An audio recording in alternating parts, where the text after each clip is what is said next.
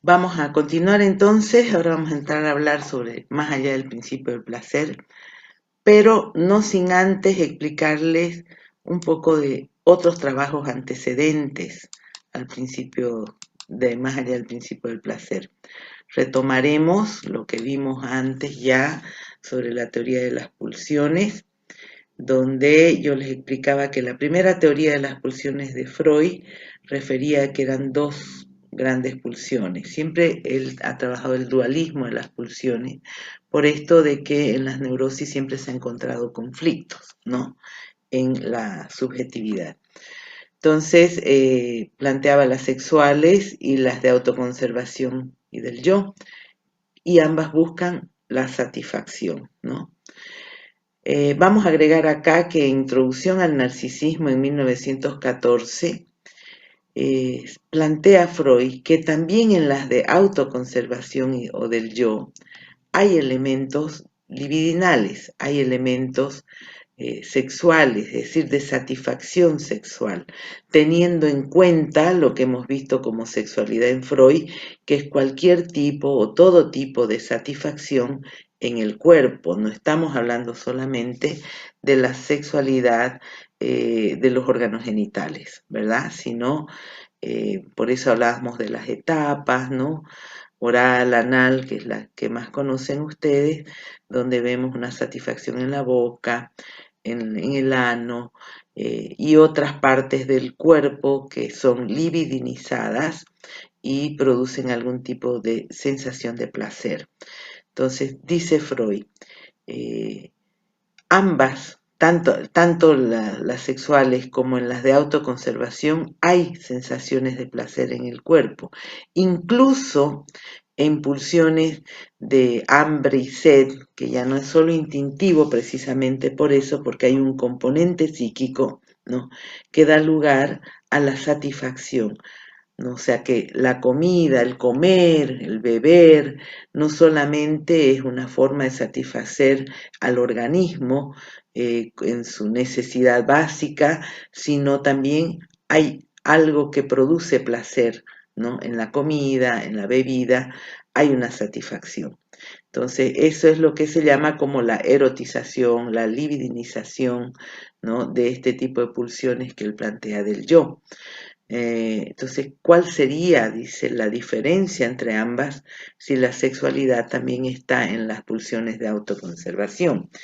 Y plantea además que tienden a la vida, es decir, a la búsqueda del placer, a la unión, ¿no?, a, al lazo, este tipo de pulsiones.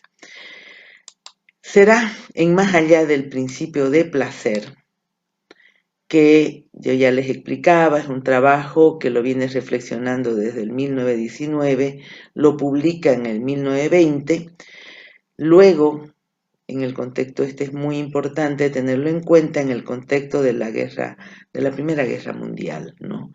4 años de guerra, quedó Europa muy deprimida, tanto económica como afectivamente incluso, ¿no? O sea, el estado de la ciudadanía estaba totalmente deprimido por 4 años de guerra de mucha carencia.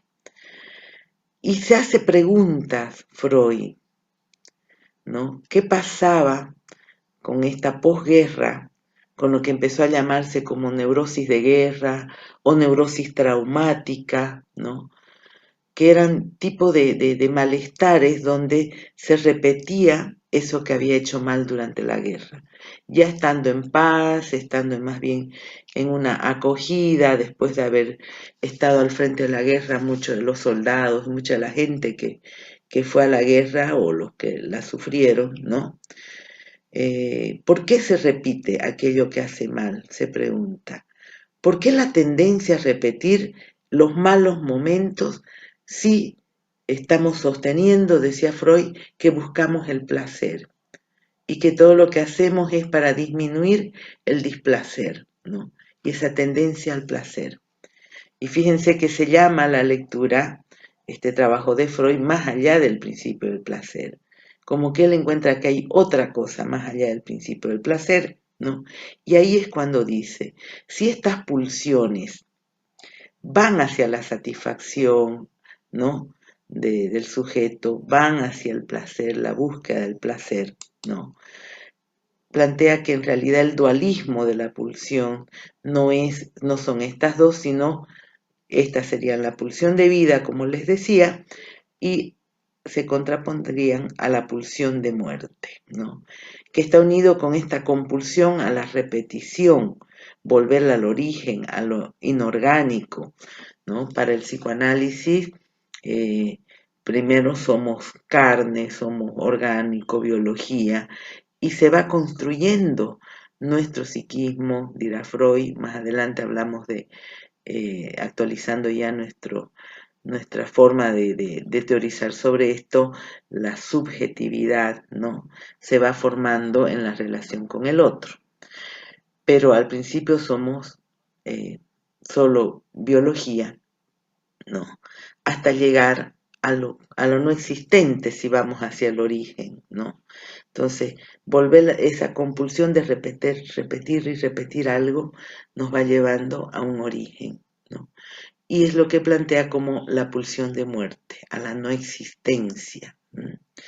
Pero estas dos pulsiones, una que va hacia la unión, hacia el amor, hacia el vínculo, pulsión de vida, y la otra que va hacia la agresividad, al corte, a la división, ¿verdad? Eh, no están sueltas cada una, no están puras, ¿no? Hay una mezcla de pulsiones, dice, y la desmezcla de estas pulsiones es casi como un imposible. Y si así fuera, dice, si no se mezclan estas pulsiones, por ejemplo, la pulsión de vida nos llevaría a un estado también, si estoy todo el tiempo en placer, imagínense un estado de satisfacción continua, sin ningún tipo de perturbación a la satisfacción, nos lleva a la quietud, ¿no? Y la quietud, el estado de quietud total, es también la muerte.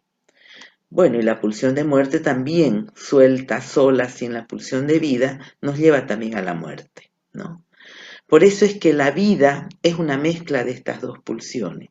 La pulsión de vida no puede, si no tiene a servicio de la vida, la pulsión de muerte. Y esto lo vemos incluso hasta en el momento de levantarnos de la cama. Se necesita un poco de agresividad para decir, bueno, me levanto, ¿no? Ese impulso, eso que te hace cortar con algo para hacer otra cosa, ¿no? Un cierto monto de agresividad es necesario para vivir. Y también pensando en las contingencias de la vida diaria, ¿verdad? Eh, es vida también esto de resolver problemas, de enfrentarse a problemas. Si todo nos saliera bien todo el tiempo, no necesitaríamos ni movernos. Entonces ese deseo a veces que se escucha, que se dice, ay, ojalá de una vez quisiera ser feliz, ¿no? Ya no tener nunca más problemas. Es como algo que lo ponemos en el mundo ideal, ¿no? Y por tal motivo es que construimos un más allá de la muerte donde ya no van a haber problemas, ¿no? Por ejemplo, el cielo. En otras lecturas, Freud habla del estado de nirvana, ¿no? Un estado de una total felicidad, pero eso es después de la muerte. O sea, para estar en un estado de total felicidad, ya no habría esto de la vida, digamos, que es lo que conocemos en este mundo, ¿no? Una felicidad completa, uno se imagina incluso tenerlo todo, todo, todo, y si todo lo tenés, ya no necesitas moverte. Esto está muy unido con esto de que es necesario que exista una carencia, que exista algo que no tengamos para movernos a la vida, ¿no? Cae el deseo si uno no tiene algo que le falta. Y eso es lo que después rescata, lo veremos en la próxima unidad, que rescata Lacan, incluso de todas estas reflexiones de Freud, para decir somos sujetos en falta. Estructuralmente nos falta. Y eso es lo que nos mueve a desear. Porque si no nos falta nada, cae el deseo, y conocemos las problemáticas más graves que tienen que ver con las depresiones profundas, las melancolías, ¿no? Que existen por no tener un sentido en la vida. Bueno, entonces esto es lo que esto sería, yo les estoy como planteando lo que termina concluyendo Freud en Más allá del principio del placer, ¿no? A la muerte, la pulsión de muerte. Vamos a desarrollarlo entonces.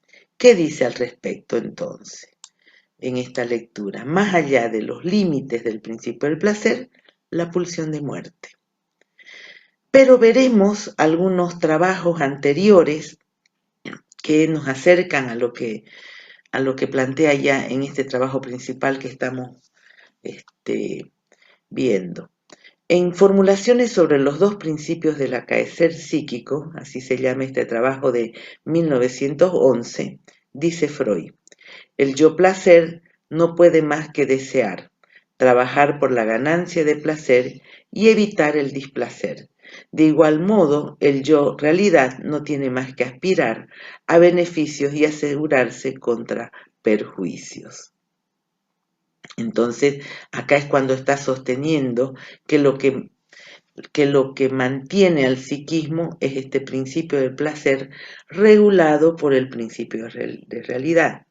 Es decir, no es que el principio de realidad anule el principio de placer, sino que la realidad lo que hace es aplazar ese placer que se busca inmediato.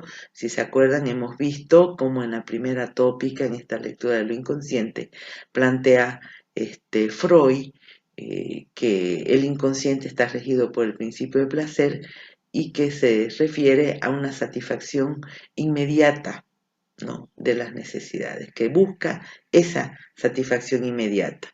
Lo que hace el principio de realidad es que esa inmediatez que se busca en la satisfacción sea regulada por la realidad. Hace un examen, dice Freud, el yo de la realidad, hace un examen de la realidad para ver si es adecuado o no satisfacer esa pulsión, ¿no? Por eso es que yo les ponía acá el relevamiento del principio del placer por el principio de realidad. No hace más que se cumpla el placer. O sea, ¿no?, que prime el principio de realidad, no anula el placer, es lo que quiere decir.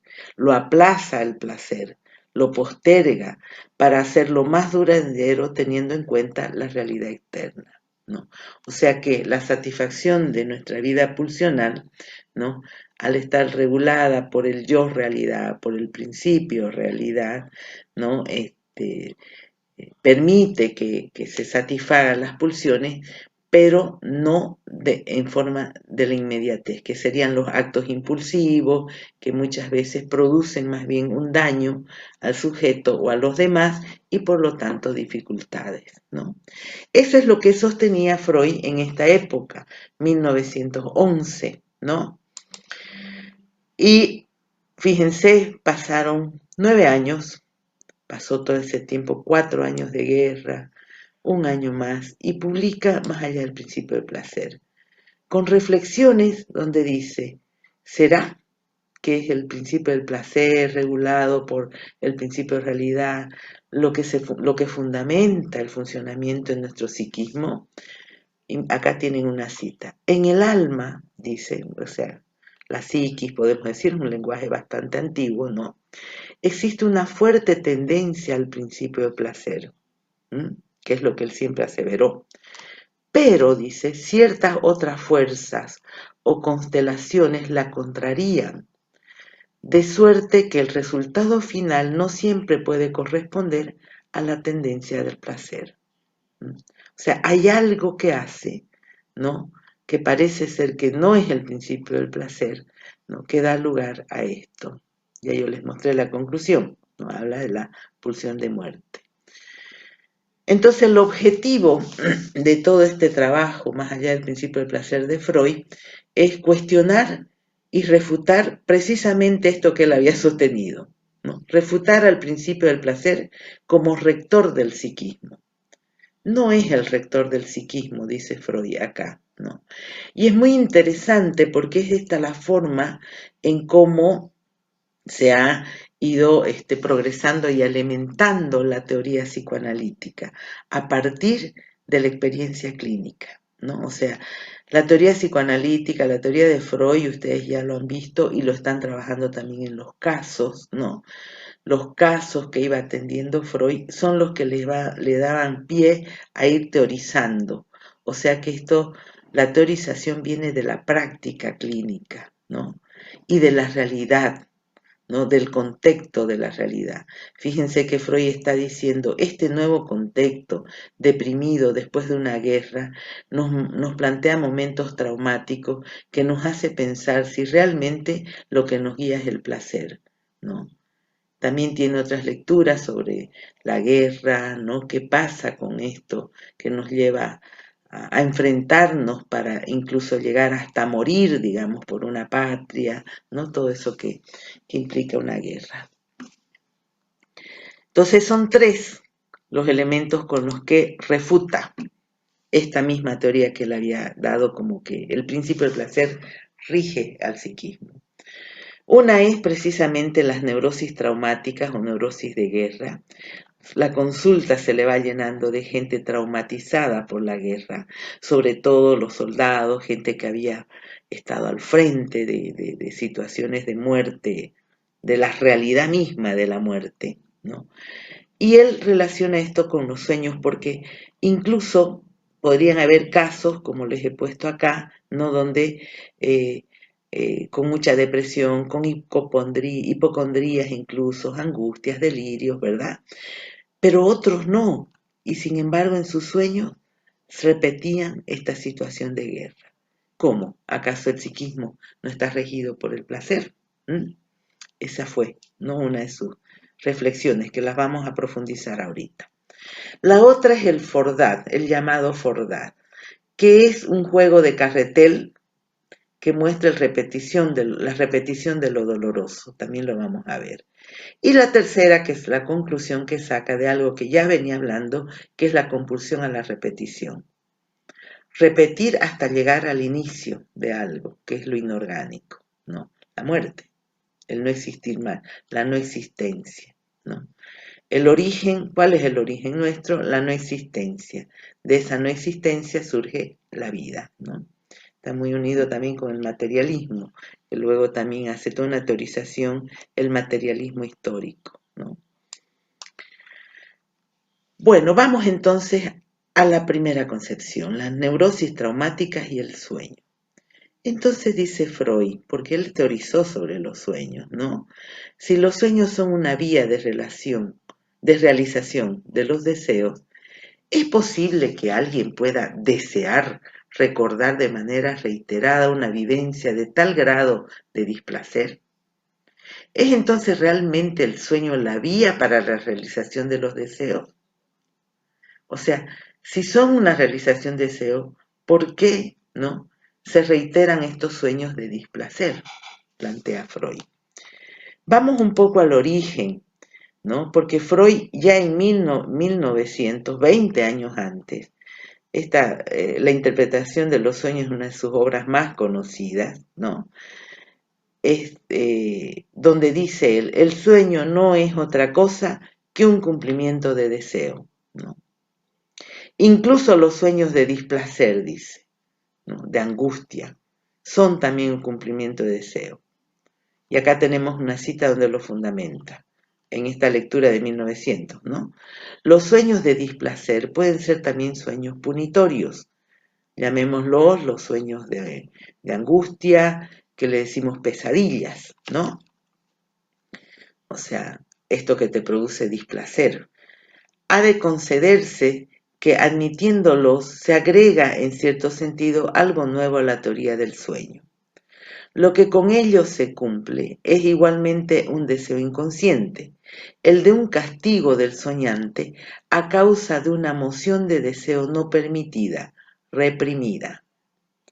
A estas alturas, yo pienso que ya ustedes han visto y han trabajado el proceso de la represión como algo que produce malestar en la conciencia, ¿no? Es reprimido a lo inconsciente. ¿no? Pero es algo que, una pulsión, ¿no? Que queda como una pulsión que se busca manifestarse, que quiere satisfacerse, ¿no? Por ejemplo, una pulsión agresiva, ¿no? Que es reprimida porque nos va a producir malestar, ¿no? Pero es algo que nos produciría un goce, una satisfacción, ¿no? Descargar esa agresividad, ¿no? Entonces Freud, no será agradable para la conciencia, es lo que nos está diciendo acá, ¿no? Pero es igualmente un deseo inconsciente, ¿no? Inconscientemente se quisiera que eso se manifieste, pero la represión no lo permite. Ha sido reprimido precisamente por eso. Tenemos muchos ejemplos de esto que lo habrán visto ustedes ya, incluso en el video explicativo del proceso de la represión. Bueno, esto es lo que plantea entonces en la interpretación de los sueños. Hasta los sueños que son de malestar, que nos producen horror, las pesadillas, los sueños malos, feos, que nos producen algo desagradable, son también un cumplimiento de deseo.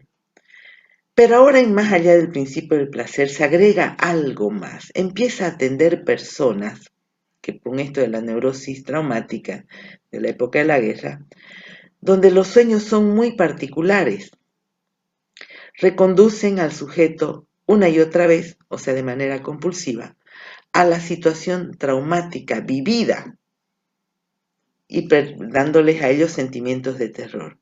O sea, en sueños reviven lo que han vivido en la realidad. Ahí hay una gran diferencia, fíjense, ¿no? Y estos son los detalles que lo van llevando a Freud a reflexionar más. No es lo mismo los sueños de angustias que se dicen los sueños, las pesadillas, que cuando uno se despierta dice, por suerte era un sueño, ¿no? Que soñarte con algo que realmente pasó, ¿sí? Con algo que viviste, por ejemplo, un momento de la guerra muy duro y volverlo a repetir en tu inconsciente si es algo que ya no querés porque estás queriendo restituirte a una vida de paz, de armonía y otra vez en sueño aparece, ¿no? A eso se refiere. No estos sueños que despertamos y sabemos que no son realidad. Estos son sueños que han sido realidad, ¿no? Los sueños estos traumáticos que dice Freud. Entonces, ¿qué está pasando? Dice, ¿por qué si tendemos al placer, ¿no?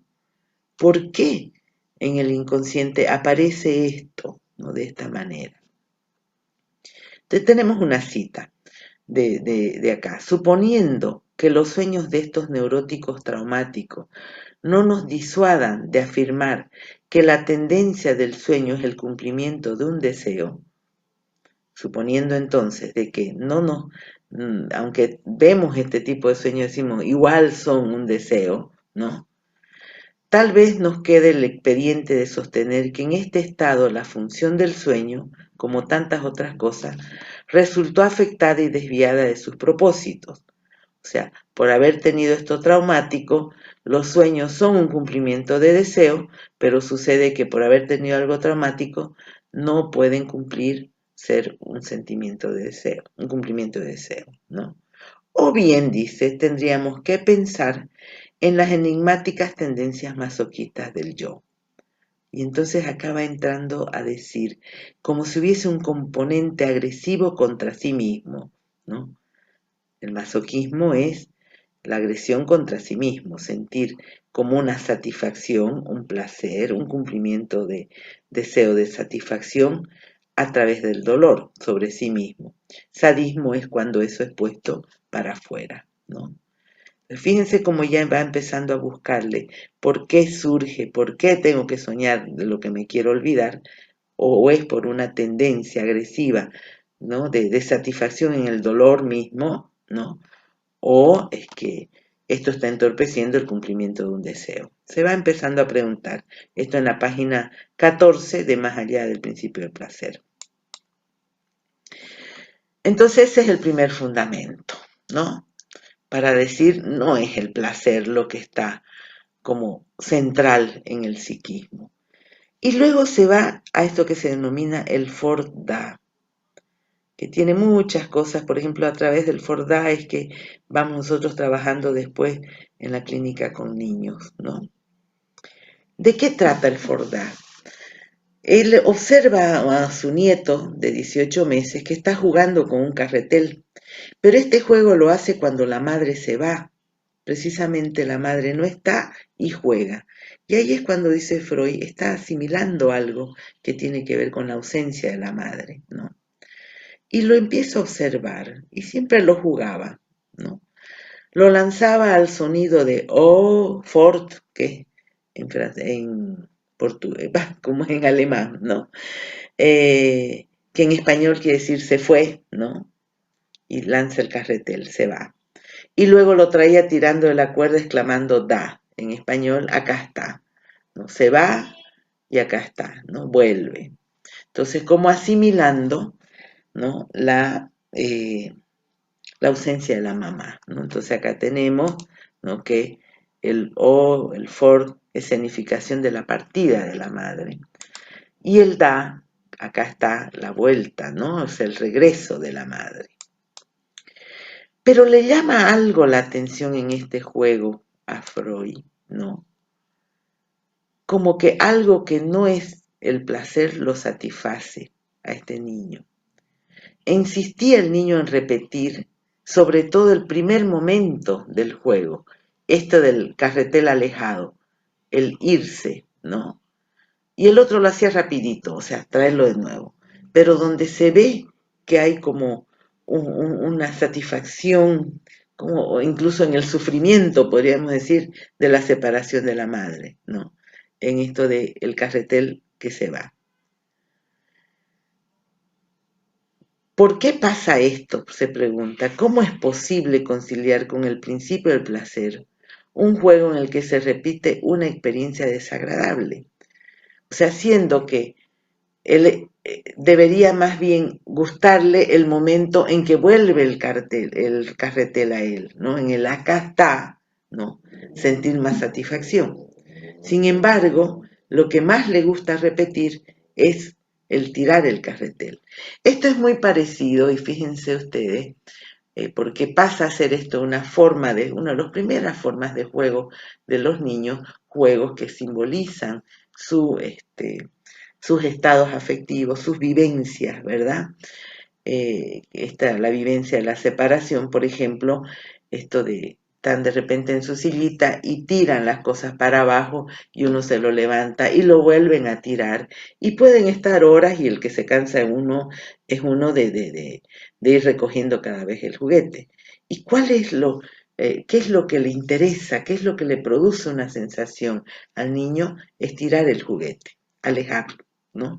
Y eso se plantea como lo mismo que estamos viendo acá con el carretel, ¿no? No es tanto volver a tenerlo el juguete, sino tirarlo, ¿no? Acá también el carretel. Pone en acto, mediante el juego, el recuerdo de un suceso displacentero, ¿no? ¿Cómo es que algo displacentero puede repetirse contradiciendo el principio del placer? ¿Por qué sigo repitiendo y repitiendo eso displacentero, que es la ausencia de la madre, que es la separación? Y no festejo tanto el encuentro, el volverlo a tener el objeto, digamos, ¿no? Con él. Ese detalle es lo que le llama la atención a Freud. Y aquí es cuando va viendo, hay algo de lo displacentero que se repite también en nuestras vivencias. Algo, entonces, que rige lo inconsciente, que no es solamente el placer. La tercera refutación a que el principio del placer sea el que rige nuestro psiquismo. La compulsión a la repetición. Este es un concepto que ya lo viene desarrollando, fíjense, en esta lectura de 1914, que es muy linda, se las aconsejo, que se llama Recordar, Repetir y Reelaborar, ¿no? En esta lectura hace todo un recorrido de lo que ustedes ya han visto, de los inicios de Freud, hipnosis, catarsis, la técnica psicoanalítica, ¿no? De la asociación libre, cómo va dejando la hipnosis, porque Freud quiere que la persona misma se encuentre con sus propias construcciones y vivencias inconscientes, no que se las digamos de afuera, ¿verdad? Esa es la asociación libre. Pero se va dando cuenta que incluso en ese esfuerzo de recordar, se resiste el sujeto, ¿no? Y acá tenemos una cita. El analizado no recuerda, en general, nada del olvidado y reprimido, sino que lo actúa. Se va dando cuenta Freud que va a tener que observar los actos del sujeto, ¿no? O sea, en lugar de decirlo, lo actúa, ¿no? No lo reproduce como recuerdo, sino como acción. Lo repite sin saber, desde luego, que lo hace, ¿no? Se da cuenta que son actos repetitivos, ¿no?, de los sujetos que van mostrando esto. Y esto luego dice más adelante, bueno, casi ahí mismo, durante el lapso que permanezca en tratamiento no se librará de esta compulsión de repetición. A esto de repetirlo en el acto le llama la compulsión de repetición, repetir, repetir. Uno comprende al fin que esta es su manera de recordar. Entonces va señalizando esas cosas Freud en sus tratamientos. Te está recordando, actuando, entonces va señalizando esos actos.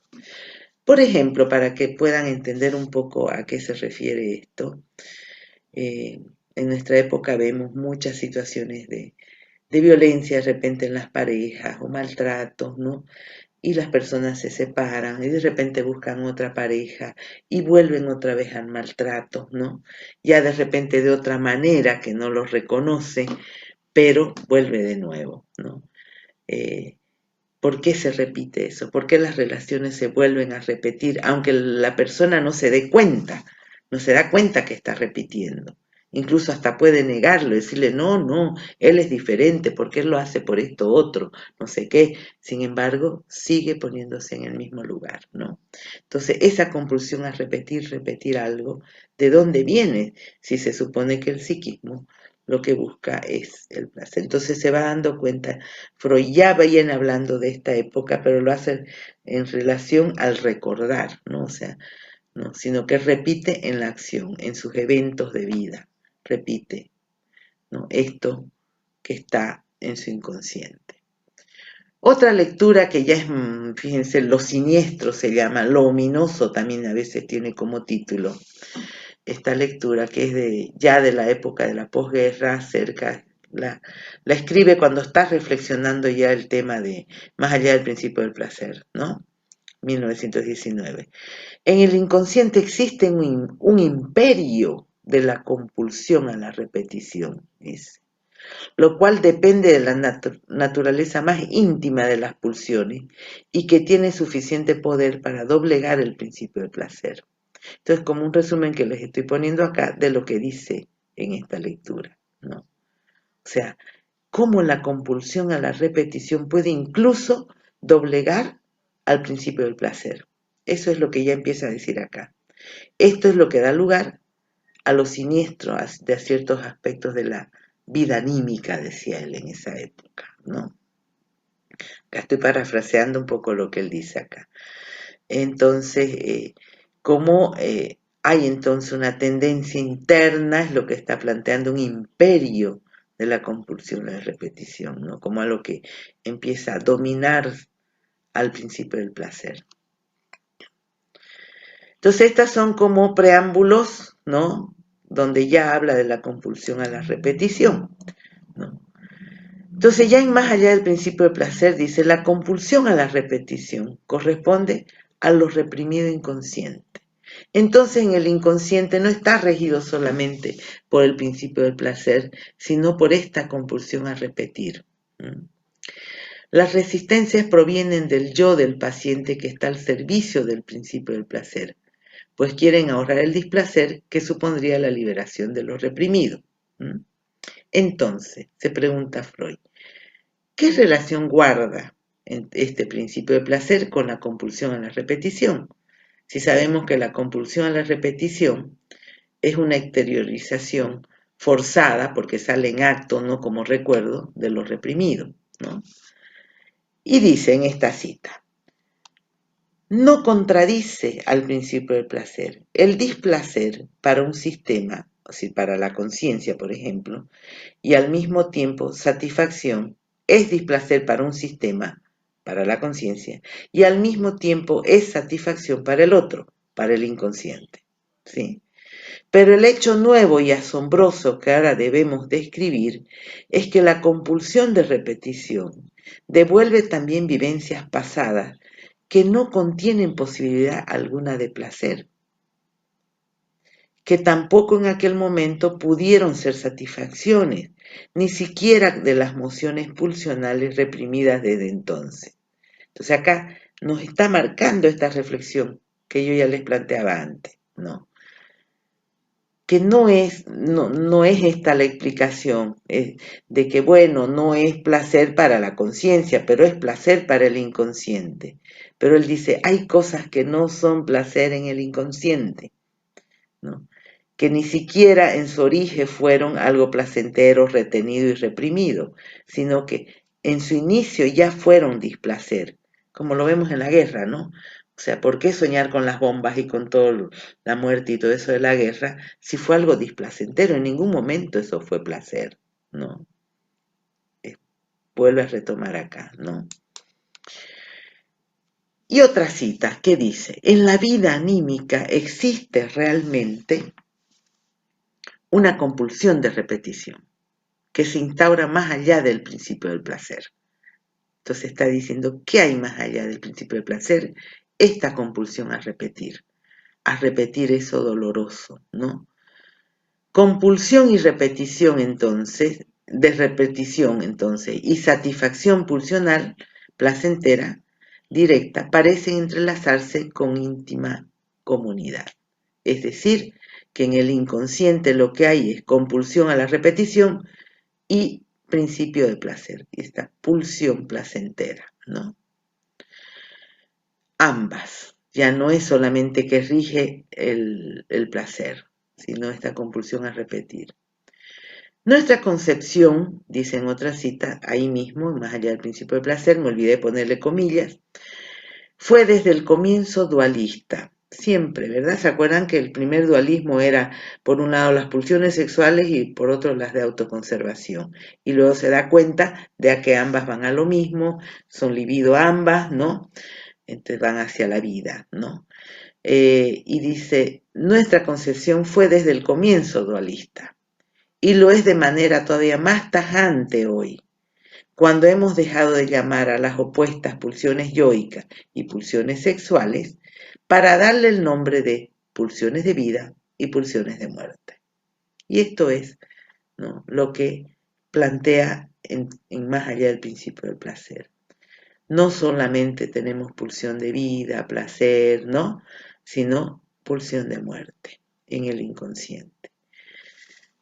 Les vuelvo a recordar lo que vimos al principio, ¿no? Están las pulsiones de vida, que son pulsión sexual, pulsión de autoconservación, que busca una satisfacción, y la pulsión de muerte, ¿no?, que es la compulsión a repetir, volver al origen, a lo inorgánico, ¿no? Les decía ya que esto es la mezcla de pulsión, ¿verdad? Posteriormente va reafirmando, vamos a ver algunas citas más, ya después de 1920, en Inhibición, Síntoma y Angustia, 1925, dice, es harto improbable que una neurosis sobrevenga solo por el hecho objetivo de un peligro mortal. O sea, no solamente por haber estado en una situación de la realidad externa, traumática, guerra, por ejemplo. Es improbable que una neurosis es improbable que venga solamente por algo vivido solo de afuera, sin que participe en los estratos inconscientes más profundos del aparato anímico. O sea, ¿qué quiere decir? Está reafirmando, ¿verdad? ¿Qué quiere decir? Que si yo tengo algo traumático vivido afuera y mi conciencia ya no quiere, mis actos cognitivos no quieren saber de eso, ¿no? Y si ya estoy bien, estoy feliz, viviendo, y me aparecen igual estas cosas que me producen un malestar, por ejemplo, en sueños, ¿no? ¿Por qué aparece? ¿Porque se une con algo inconsciente? No, que es esto, la compulsión a la repetición de lo doloroso, ¿no? O sea que el inconsciente no es solamente placer, sostiene Freud. En Esquema de Psicoanálisis de 1938, y hay mucho más después, cuando está haciendo como un resumen de algunos conceptos centrales de él, dice, hemos averiguado que las pulsiones pueden alterar su meta por desplazamiento, también que pueden sustituirse unas a otras al traspasar la energía de una pulsión sobre otra. Tras larga vacilación y oscilación, nos hemos resuelto a aceptar solo dos pulsiones básicas, eros y pulsión de destrucción. Lo vuelve a reafirmar. Eros es la pulsión de vida, ¿no? Y tánatos o pulsión de la destrucción es la pulsión de muerte. Con la instalación del super yo, dice, ¿se acuerdan? Han visto también, ¿no?, la formación del psiquismo, primero el ello, del ello va saliendo el yo, y como una tercera forma de regulatoria va surgiendo el super yo. Con la instalación del super yo, montos considerables de la pulsión de agresión son fijados en el interior del yo y allí ejercen efectos autodestructivos. O sea que lo superyoico, está diciendo Freud, y esto es muy importante, lo vamos a retomar después en la próxima unidad. Lo superyoico no es solamente esto, lo moral, el deber ser, que regula o adecua supervisa lo que pulsionalmente quiere salir del ello para que esté regulado por el principio de realidad, como decía Freud, sino que hay una pulsión de agresión, de efectos autodestructivos también. En el neurótico obsesivo se lo ve, ¿no? O sea, los castigos que se da. Está unido también con esto que plantea el masoquismo, ¿no? Freud. Y también con esta parte cruel del superyo que la vamos a retomar posteriormente, ¿no? Que puede llevarte incluso a una crueldad opuesta sobre sí mismo, opuesta en los demás, una exigencia, ¿no?, superyoica del goce, digamos, ¿no?, del sufrimiento. Eso es lo que tenemos hasta aquí como aportes de Freud para poder ver este tema que queremos reflexionar, que es sobre la violencia actual.